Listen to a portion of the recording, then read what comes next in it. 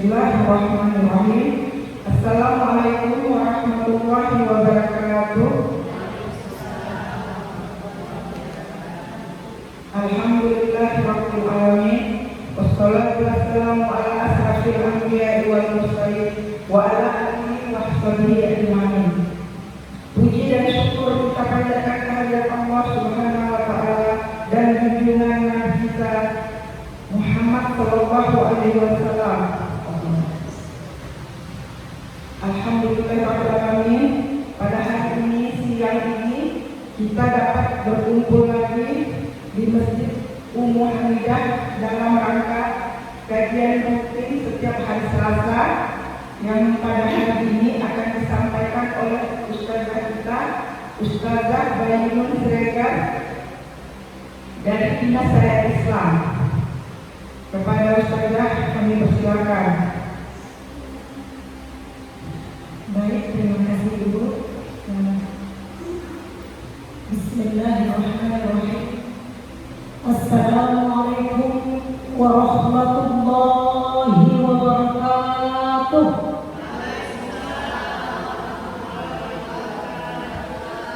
Alhamdulillahirabbil alamin. Faddala bani Adam bil ilmi wal amali. Wassalatu wassalamu ala khairil insan wa ala alihi wa sahbihi ajma'in. Amma ba'd. Segala puji bagi Allah Subhanahu wa taala yang telah memberikan kita semuanya kesehatan, keselamatan, terutama sekali nikmat kesempatan, sehingga Allah ringankan hati kita, Allah ringankan langkah kita, Allah ringankan pikiran kita untuk menuju melangkahkan kaki menuju rumahnya Allah Subhanahu wa taala, Masjid Ummu Hamidah. Alhamdulillah, termasuk hal yang sangat kita syukuri. Kita hilangkan rasa kantuk kita hilangkan rasa capek kita lawan rasa malas kita demi untuk berjumpa dalam rangka silaturahim, pengajian yang selalu kita laksanakan setiap hari Selasa, setiap minggunya ya Bu ya. Dan kebetulan insya Allah hari ini kebetulan giliran kita untuk sama-sama saling berdiskusi di sini. Salawat dan salam senantiasa kita haturkan, kita persembahkan kepada manusia pilihan, kekasihnya Allah, Shadiqul Masduq wa khairul makhluk, yaitu Nabi Muhammad sallallahu alaihi wasallam. Ibu-ibu yang dirahmati Allah Subhanahu wa taala, insya Allah setiap pengajian ataupun setiap ceramah yang saya lakukan, kita tetap memulai dengan salawat kepada Nabi Muhammad sallallahu alaihi wasallam. Karena bagaimanapun hari ini, bulan ini merupakan bulannya kelahiran Nabi Muhammad sallallahu alaihi wasallam. Agar Allah mencintai kita, Allah meridhai kita, mari sejenak kita bersalawat kepada Nabi Muhammad sallallahu alaihi wasallam. Boleh ya Ibu ya? Salawat badar atau salawat yang biasa saja Ibu?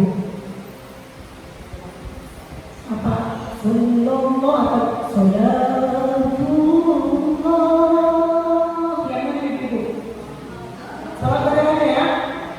Baik Ibu, kita bersama Ibu ya. Insya Allah salawat ini amal yang paling tidak membutuhkan persyaratan, tetapi pahalanya cukup besar.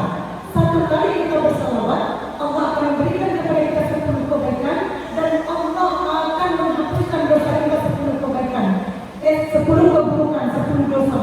Jadi diangkat 10 kebaikan dan dihilangkan 10 dosa.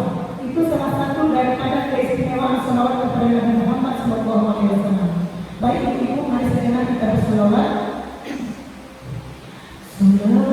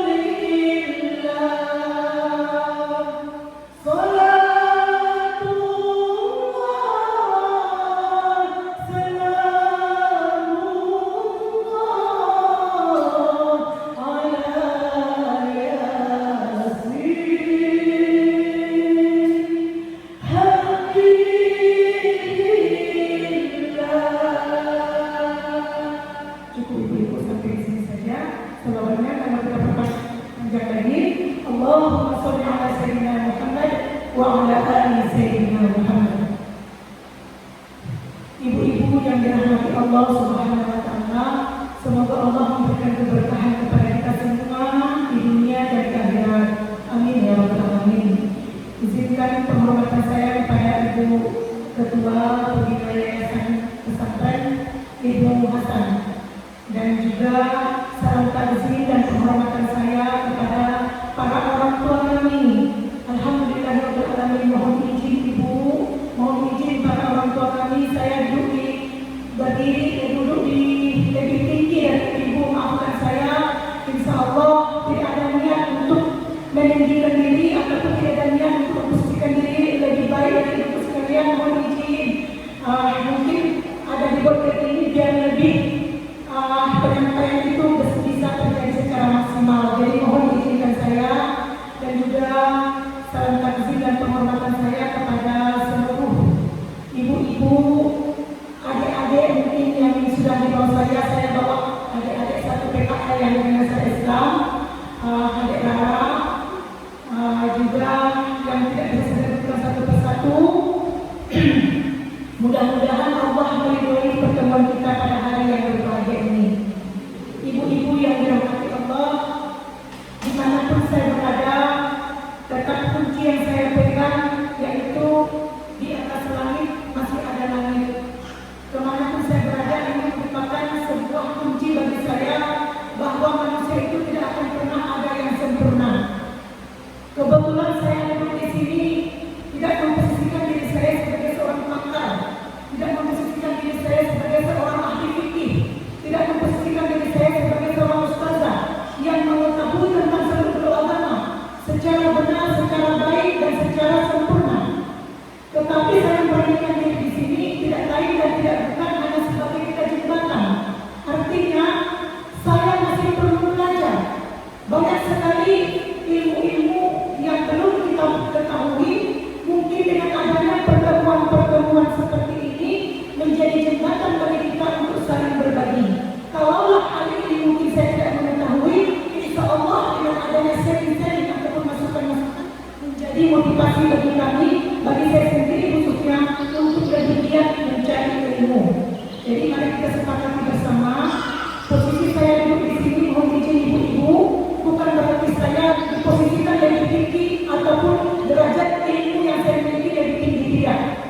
Kalaulah bisa bermohon kepada Ibu Ketua Yayasan, insya Allah kalaupun saya dipanggil lagi, kita duduk di bawah saja.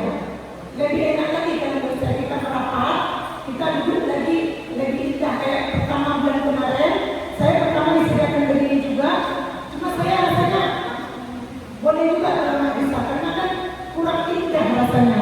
Saya nggak tega rasanya, karena kita berikan ilmu agama gitu kan. Jadi kalau mau izin, rasanya ini bukan pantas karena kita di rumah Allah, sama-sama lah kita. Kalau mau bisa, boleh ibu ya, baik ibu ya. Saya ibu kita lanjutkan. Kalau dulu saya diajarkan sama ustaz saya itu bahwa kenapa mungkin zaman dulu itu tidak ada berat, tidak ada penyangga. Jadi dikhawatirkan bisa bergoyang ke sana kemari 3 kali berturut-turut itu sudah membatalkan sholat. Tapi kalau zaman sekarang kan sudah ada penyangga. Dan saya pernah dengar ceramah Ustaz Ali Hidayat bahwa tidak ada perbedaan sujud seorang laki-laki dengan sujud seorang perempuan. Itu saya dengar Ustaz Ali Hidayat. Mungkin kalau untuk saat ini Ustaz Ali Hidayat bisa menjadi pencerahan bagi kita semua. Beliau itu sangat pintar, luar biasa. Seluruh letak Al-Quran itu, seluruh hadis-hadisnya, seluruh kitab-kitab itu semua beliau hafal. Masya Allah, tabarakallah. Dan itu memang tidak sembarang. Kunci orang tuanya itu memang kita terletak kepada kita perempuan. perempuan sebagai ibu, madrasatul ula ya. Jadi itulah yang dibahas dalam fikih. Jadi kalau kita pos-poskan dengan fikih dan kita cukupkan waktu hanya 1 jam 2 jam, tidak akan bakalan sempurna. Ibu-ibu, saya bawa buku 2 nih. Satu, Sahih Fikih Wanita. Ini saya beli tahun 2019 ya, 2019 kebetulan waktu itu kami ada cerdas cermat di Dharma Wanita Persatuan Aceh. Jadi utusan dari Kabupaten Aceh Barat. Ini saya beli waktu itu dan ternyata saat ini berguna. Saya buka lagi karena diamanahkan bahwa belajar tentang fikih. Saya buka lagi ini. Ya, yang kedua saya membawa fikih Imam Syafi'i. Karena kebanyakan kita kalau di Indonesia ini kita bermazhab kepada Imam Syafi'i. Jadi saya akan membaca buku ini dua-duanya saya baca. Dua-duanya saya baca dan saya belajar ibu-ibu. Mohon izin saya belajar. Sejak dibilang sama Pak Dr. Mulyadi, Ustazah bawa masalah tema fikih, ya siap insyaallah saya bilang. Tapi itulah mohon izin tadi kalau ada nanti yang kurang bertentangan ataupun yang tidak sesuai dengan ilmu-ilmu ibu sekalian, tidak apa-apa. Perbedaan itu indah. Asalkan jangan mengenai tentang tauhid ataupun tentang akidah, itu tidak apa-apa. Fikih itu memang di sana ada terjadi perbedaan. Seperti yang saya sampaikan tadi. Seperti yang disampaikan tadi tentang masalah sujud, tentang membasuh kepala. Ada yang begini saja, ada yang sampai diusap sampai ke seluruh kepala sampai basah. Padahal dalam Al-Maidah sudah jelas membasuh kepala, cuma kepalanya ini sampai di mana? Ya kan? Ada juga orang sampai kepala ini muncul lagi ke sini ditaruh di muka. Ada berbagai macam. Apakah ini salah? Tidak salah, karena mereka mempunyai pendapat masing-masing. Jadi kita jaga pendapat kita masing-masing. Kalau kita bermazhab kepada Imam Syafi'i, kita laksanakan sesuai dengan mazhab Imam Syafi'i. Karena saya melihat juga itu yang sujud tadi, itu saya saksikan sendiri, teman-teman kita ada yang melakukan hal demikian. Mungkin kalau saya pribadi, saya tetap memakai yang ini tidak merentangkan tangan, tetapi lebih menjepit ke tangan. Itu yang saya lakukan. Tapi itu kalau dikatakan nanti di akhirat, kenapa kamu bisa mengatakan demikian? Karena saya diajari ustaz saya begitu. Ustaz kita itu kan orang sudah belajar juga. Gak mungkin beliau berbicara di depan kita murid-muridnya dulu tanpa ada ilmu di dalamnya. Jadi itu ibu-ibu kalau berbicara, mungkin saya begini kakinya boleh ya? Kalau berbicara mengenai masalah fikih ini akan terjadi banyak perbedaan. Ibu-ibu yang dirahmati Allah, sebelumnya saya akan bertanya kepada ibu-ibu. Kira-kira setelah kita pemanasan tadi, kenapa kita harus perlu belajar fikih, ibu-ibu? Kenapa kita harus belajar fikih? Apalagi di jam 2, di jam tidur. Kenapa kita harus belajar fikih? Ada yang bisa bantu ibu? Ada yang bisa bantu jawab?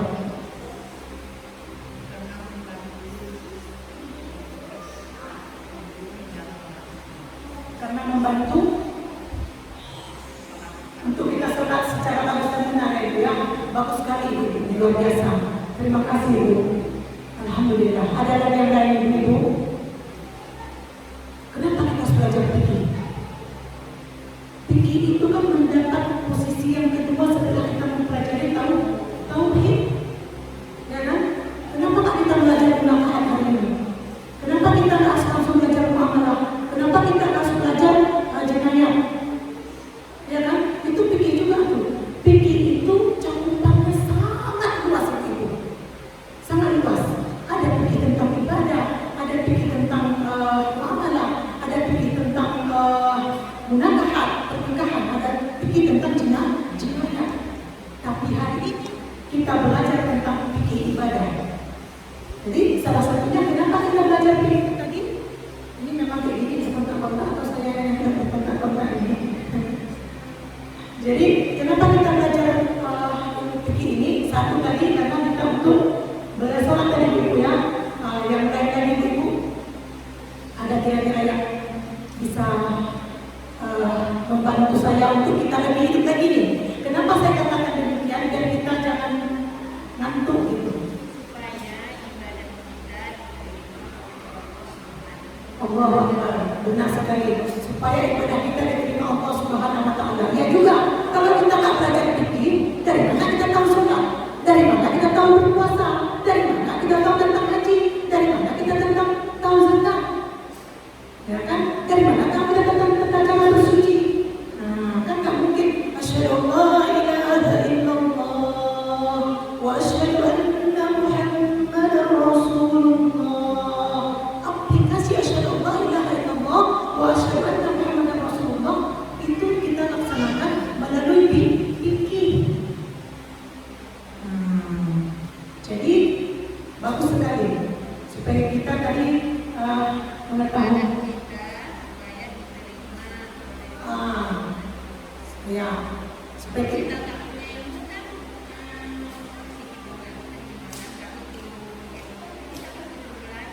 Ya benar itu. Ya benar. Tanpa kita belajar, kemungkinan bisa tidak sah sholat yang kita lakukan, bisa tidak sah wudhu yang kita lakukan, bisa tidak sah bersuci yang kita lakukan. Oh baik ibu, di sini saya menguraikan kenapa kita belajar fikih. Ada empat yang saya simpulkan di sini dari dua buku ini yang saya baca. Ada empat kenapa kita harus belajar fikih. Yang pertama sekali adalah yang ibu bilang benar bu, yang kedua cuma ini lagi kita spesifikkan lagi.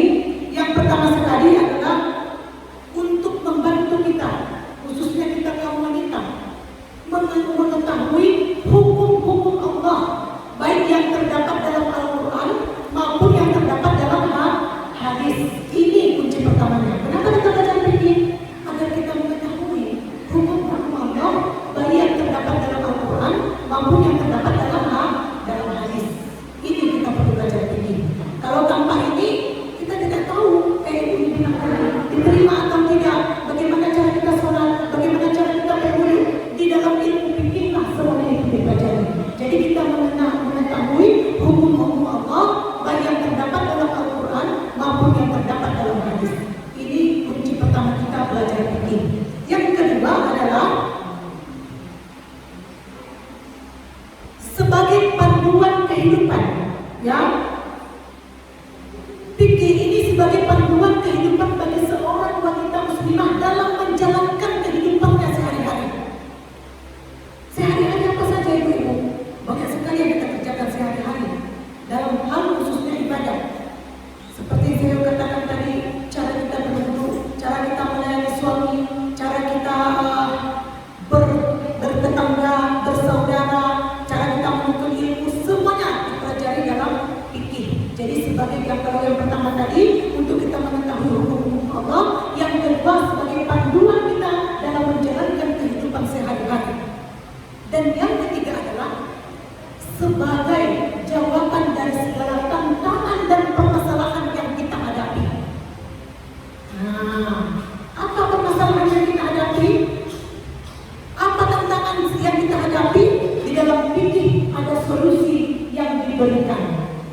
Misalkan ibu-ibu, mungkin kita sudah pernah dengar madi, wadi, itu ada bu ya. Kira-kira kita tahu nggak perbedaannya ini? Itu najis apa enggak tuh? Madi, wadi. Najis ibu-ibu. Madi itu apa? Ini kita bukan perlu ya. Kita ini itu tadi tantangan dan masalah yang kita hadapi. Kalau kita mau sholat, misalkan ada lengket, nih, ada lengket mani. Misalkan kita mau, kalau boleh izin bu, kenapa sedikit ibu-ibu? Misalkan kita mau sholat nih, kita lagi bepergian, misalkan, tiba-tiba lengket mani, dan di situ tidak ada ganti baju lain yang kita lakukan. Tidak ada baju lain yang bisa menggantikan dosa tersebut. Kira-kira bisa nggak kita sholat kalau ada mani lengket? Bisa nggak Pak Abu? Bisa nggak? Mani. Bisa nggak? Bisa kira-kira apa enggak? Kalau bagaimana? Belum dibersihkan, belum bisa. Ya. Tidak harus dengan ya. Alhamdulillahirabbil alamin. Berarti sangat beruntung kita pengajian hari ini. Jadi mani itu adalah najis apa enggak? Najis apa enggak mani? Apa-apa bu, ini kita belajar nih. Mani itu najis apa? Kalau yang masih gadis belum mengerti apa-apa, itu sebagai ilmu saja. Bagi kita nih yang udah emak, sama seperti yang emak, najis apa enggak itu kalau mani? Najis apa enggak? Alhamdulillah. Ada yang mengatakan tidak, ada yang mengatakan najis. Mani itu tidak najis bu. Mani itu tidak najis. Kenapa? Karena itu sumber kehidupan. Kenapa kita bisa ada dari segumpal mani? Jadi itu tidak najis. Tetapi kalau kita melakukan itu harus mandi wajib. Ini kan saya katakan tadi apabila kita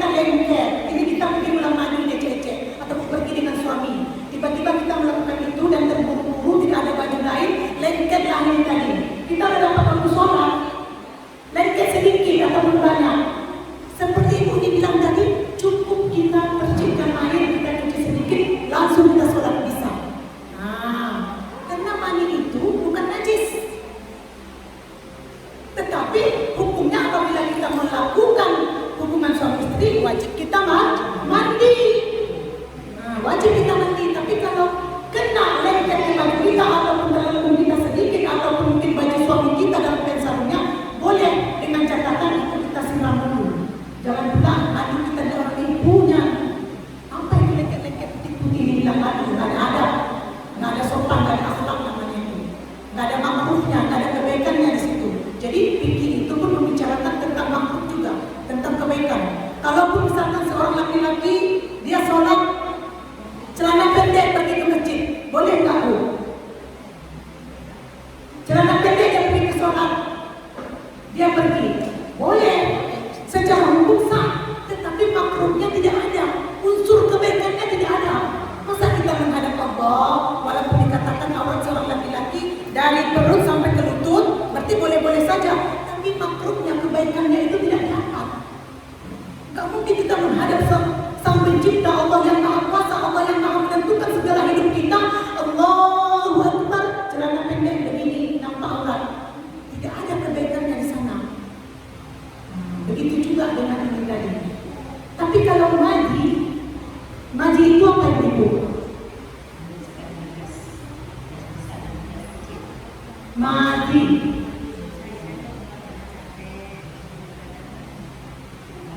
Maji itu keluar apa, sesuatu yang keluar karena rahmat Allah. Pelumas, kalau bahasanya pelumas. Di barat kalau kita mau melakukan hubungan suami istri, bisa kita sudah mau play, itu keluar, itu namanya maji. Dan kalau kita begini tidak ada itu rahmat Allah yang sangat indah. Allah titipkan kepada perempuan-perempuan, dan itu najis. Itu najis Ibu. Harus kita bersuci dulu. Beda dengan mandi tadi. Harus kita bersuci dulu. Bersuci bagaimana? Menghilangkan najis tersebut. Artinya kita harus mengganti, jangan memakai ini tadi. Kalau yang tadi boleh masih kita pakai dengan catatan kita bersihkan sebentar. Kalau ini enggak, kita ganti. Dan yang ketiga wadi. Wadi itu apa?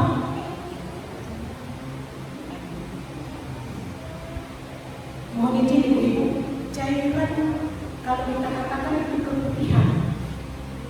Ya, ada kadang kita di celana kita itu warna putih dan itu najis. Mohon izin Ibu, kalau kita misalkan di kantor, kita sudah ada itu, jangan pakai lagi celana itu, tidak boleh, najis. Ganti dengan yang lain. Kalau sekarang sudah zaman canggih, itu sudah pakai apa namanya? Ventilator yang pokoknya yang untuk kayak softtek itulah. Nah, jadi berhati-hati kita. Kalau mani tadi kebanyakan kita mengira itu mani itu najis. Mandi dan wajib itu tidak, ternyata tidak.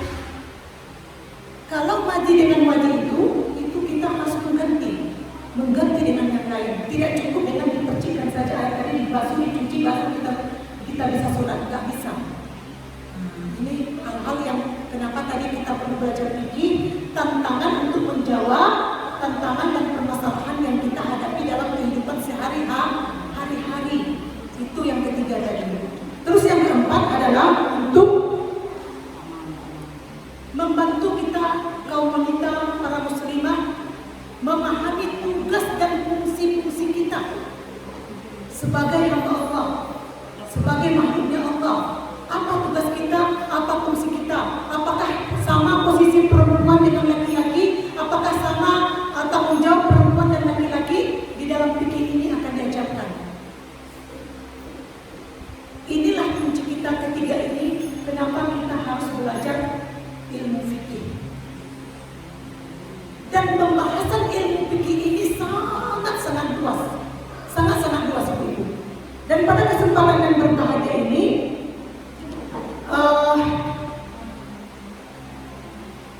para ilmu fikih setiap pembahasan ilmu-ilmu fikih, yang pertama sekali dibahas itu adalah mengenai tentang ibadah.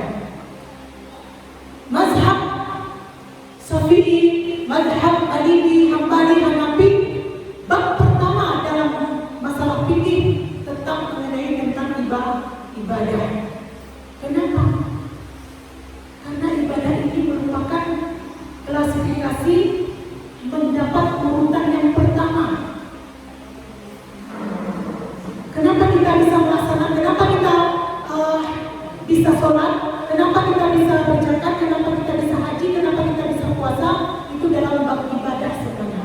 Inilah yang kita pelajari sekarang. Yang pertama sekali kita tentang ibadah. Tentunya dalam beribadah kita perlu ada syarat-syarat dan rukun-rukunnya. Jadi pada pertemuan kita kali ini, yang tadi masih pengantar ya Ibu ya, kita akan membahas mengenai tentang al-toharoh. Apa itu Ibu? Bersuci, an-nazofah. Kalau secara bahasanya dimaknai dengan al-nazofah, yaitu bersuci. Bersuci di sini ada dua pengertian Ibu. Yang pertama, bersuci dari lahir. Yang kedua, bersuci dari hati atau jiwa. Dan yang lebih difokuskan itu bersuci dari hati. Kalau yang lahir, tadi kita kena najis, bisa kita hilangkan. Tapi kalau bersuci dari jiwa ini, yang pertama, bersih hati jiwa kita untuk tidak menduakan Allah Subhanahu wa Ta'ala. Murni. Dalam kita melakukan ibadah kita, pertama sekali bab al-toharah, kita bersuci itu, bersihkan hati, jiwa dan pikiran kita untuk tidak menduakan Allah Subhanahu wa Ta'ala, mengesahkan Allah Subhanahu wa Ta'ala. Bersihkan hati, jiwa dan pikiran kita agar tidak marah dan dengki kepada orang-orang yang beriman. Ini yang payah ibu-ibu. Ini tidak terlihat, tetapi ini mendapat posisi yang paling pertama untuk dalam keadaan bersuci. Bersihkan hati, jiwa dan pikiran kita. Kita tidak menduakan Allah Subhanahu wa Ta'ala. Allahu Akbar. Kita fokus hanya Allah yang Maha Besar, tidak ada yang lain lagi. Dan juga bersihkan hati kita kepada hamba-hamba Allah yang beriman. Ya ibu-ibu ya. Ya Allah, jangan pernah berikan hati kami ini untuk kedengkian terhadap orang-orang yang beriman. Doanya apa ibu-ibu ya? Rabbana, kira-kira siapa bu yang bisa membantu saya? Saya udah ingat tapi hampir lupa. Apa ya Ji? Jangan berkata di atas Allah fi qulubina bil ladzina amanu rabbana innaka ra'ufur rahim ya. Ya Allah, jangan biarkan kedengkian hati kami ini untuk hamba-hambamu yang beriman. Coba Ji cari ayatnya. Sering saya baca. Rabbana la tuzigh qulubana ba'da idh hadaytana wa hab lana min ladunka rahmatan innaka antal wahhab. Ya. Jadi kita tidak ada rasa dengki di sini. Ya ibu ya, tidak ada. Inilah pembahasan bersuci yang pertama yang harus kita miliki. Jauhkan dari syirik, karena ini lebih utama. Dalam surah At-Taubah ayat 28 dikatakan, A'udzu billahi minasyaitonir rajim. Bismillahirrahmanirrahim. Ya ayyuhalladzina amanu innamal musyrikuna najasun. Artinya, wahai orang-orang yang beriman, sesungguhnya orang-orang musyrik itu adalah najis. Ya, itu dalam surah Taubah ayat 8. Kenapa turun ayat tadi itu? Untuk membersihkan hati, jiwa dan pikiran kita untuk tidak syirik, untuk tidak marah dan dengki kepada orang-orang yang beriman.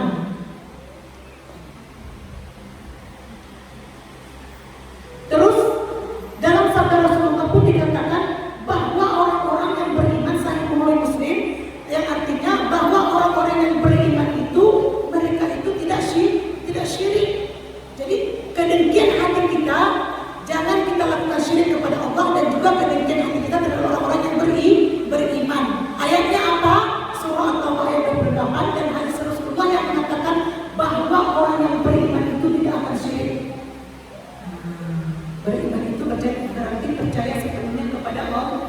Allah Subhanahu wa Ta'ala.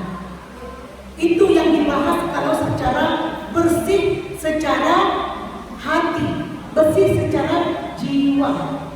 Dan yang kedua, bersih secara lahir. Bersih secara lahir ini yang seperti kita sebutkan tadi, bersih yang nampak, najis yang nampak dalam tubuh kita melekat. Inilah penting atau bersuci. Jadi intinya bersih itu ada dua macam, bersih secara suci, secara batin kita, jiwa kita, dan bersih secara lahir itu yang nampak sehari-hari. Ada di sini mohon izin, misalkan kotoran itu najis ya ibu ya, kena ke kita mau sholat. Nah, ini yang dinamakan bersih dari secara lahir yang nampak, harus kita bersih dari situ. Nah, untuk membersihkan najis tersebut, itulah kita perlukan air. Ini udah masuk udah masuk fikih ya, udah masuk fikih. Dan bab pertama bersuci itu untuk membersihkan kotoran-kotoran yang tadi, karena hadas itu terbagi dua gitu ya, hadas besar dan hadas kecil. Kalau hadas kecil itu kita cukup dengan berwudu. Kalau hadas besar kita harus mandi wajib, seperti kita melakukan hubungan suami istri, seperti kita baru selesai dari haid, seperti kita baru nifas, ataupun kita baru masuk Islam. Tapi kalau hadas kecil kita cukup dengan berwudu. Misalkan ini kita mau sholat dan kita sudah bawa air, kita sudah keluar sesuatu dari rongga terbuka, itu kita berwudu. Rongga terbuka itu yang belakang ibu ya. Kalau keluar dari mulut kita itu tidak najis, tapi keluar dari belakang itu kita boleh berwudu. Tapi kalau kita sudah melakukan hubungan suami istri, itu namanya hadas besar. Tidak boleh dengan berwudu, tetapi tidak cukup dengan berwudu, tapi kita harus wajib mandi besar. Nah, jadi untuk menghilangkan najis ini tadi, untuk menghilangkan hadas ini diperlukanlah air. Jadi kita masuk sekarang kepada bab air. Nah, memang penting ibu kalau masalah fikih ini. Mungkin kajian yang tidak enak ini fikih, tetapi harus kita tahu, nggak boleh kita sepelekan kunci ibadah kita. Kenapa kita bisa tahu sholat khusyuk? Kenapa bisa sempurna sholat kita? Karena kita belajar fikih. Bayangkan ibu-ibu, kalau kita tidak tahu cara berwudu, kalau kita tidak tahu tata cara bersuci, kalau kita tidak tahu cara mandi wajib, apakah sah sholat yang kita lakukan? Ini fikih. Memang seharusnya jamnya ini jam siang ini. Pagi-pagi jadi masih segar. Karena fikih ini memang dari zaman dulu sangat sulit ibu-ibu. Saya pun hampir, gimana nih, nggak saya terima fikih, tapi saya perlu belajar juga. Kenapa saya terima bu ibu? Serius saya bilang ini. Bukan karena saya pandai, tapi karena saya mau belajar. Karena kalau saya tidak masalah menerima bu, mohon izin saya bisa lalai. Lupa saya nanti bagaimana sebenarnya ajaran Islam mengajarkan kita tata cara berwudu walaupun sepele, tapi itu kita lakukan hari-hari, mau tidak mau ya memang itu kita lakukan. Allahu Akbar. Kemana hati kita, kemana jiwa kita? Kenapa sholat subuh harus 2 rakaat? Kenapa sholat asar harus 4 rakaat? Kenapa sholat zuhur 4 rakaat? Itu kan dipikir, dibahas. Di tempat lain nggak ada, sulit ibu-ibu. Jadi wajar kalau mungkin ibu-ibu dia ada yang mengantuk, ada yang kurang senang, ada yang kurang, itu wajar ibu. Dan saya terima. Dan saya pun terus terang menerima ini karena saya ingin pandai. Serius ibu. Karena saya katakan tadi background saya itu S1, S2-nya dakwah. Belajar fikih memang ada, fikih 1, fikih 2 itu ada, tetapi hanya sekedar. Kenapa saya terima ini? Karena saya ingin belajar. Ibu-ibu ini Allah jumpakan kita dalam keadaan begini, rindu kali kita. Mungkin ada dari ibu-ibu nanti ataupun dari saya sendiri menjadi sebuah ilmu bagi kita semuanya. Itu nanti akan kita terima di yaumil akhir. Apabila mati anak Adam, apabila meninggal anak Adam, semuanya terputus. Kecuali 3 hal. Apa sajakah itu?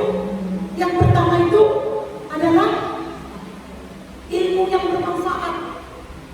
Termasuk ini ibu. Nanti kita bisa dibersaksikan karena di sini raqib, atid. Malaikat mencatat kebaikan, ini malaikat mencatat keburukan. Insya Allah kita dipertemukan. Mudah-mudahan kalau niat kita ikhlas, niat kita ridho, ini kita menjadi sebuah forum, menjadi sebuah forum, dan di akhirat nanti akan diperjumpaan.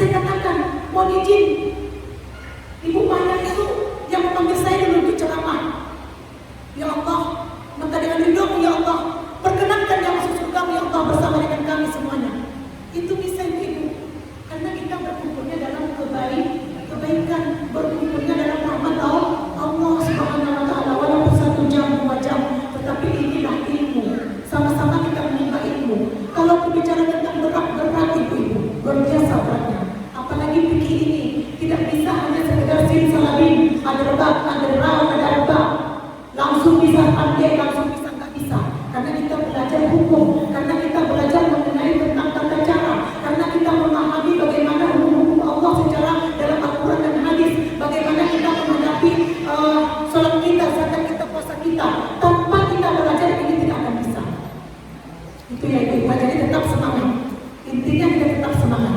Jadi untuk menghilangkan hadas ini tadi kita perlukan air. Ibu-ibu yang dirahmati Allah Subhanahu wa taala, secara pembahagian airnya, air itu ada 4 ibu. Ya, air mutlak, air musta'mal, air makruh, dan air najis. Ya, air yang suci mensucikan, air yang suci tapi tidak mensucikan, air yang makruh, air yang najis. Di mana masuknya ini? Ya kan ibu-ibu, di fikih ini kita belajar ibu-ibu. Kita punya kamar mandi mungkin ya, kamar mandi. Apakah itu sudah sesuai dengan posisi 2 kullah? 2 kullah itu berapa? Ukurannya berapa? Berapa banyak maksimal air yang ada dalam kullah itu? Kalau seandainya tidak mencukupi 2 kullah, apakah wudhu yang kita lakukan itu sah? Apakah mandi janabah yang kita lakukan itu sah? Di dalam fikihlah kita belajar. Jadi pembahasan kita tentang air dulu ibu. Insya Allah nanti kalau ke depan mungkin lanjut lagi. Ini sekarang kita tentang air. Karena kita, ya Allah, cepat kali kok. Lihat ya. Bertiga. Masya Allah, acara apa? Oh, Masya Allah, udah benar ya. Ikut sekali ya. Boleh. Ya. Ya. Nanti lakukan. Mau juga kita. Ya.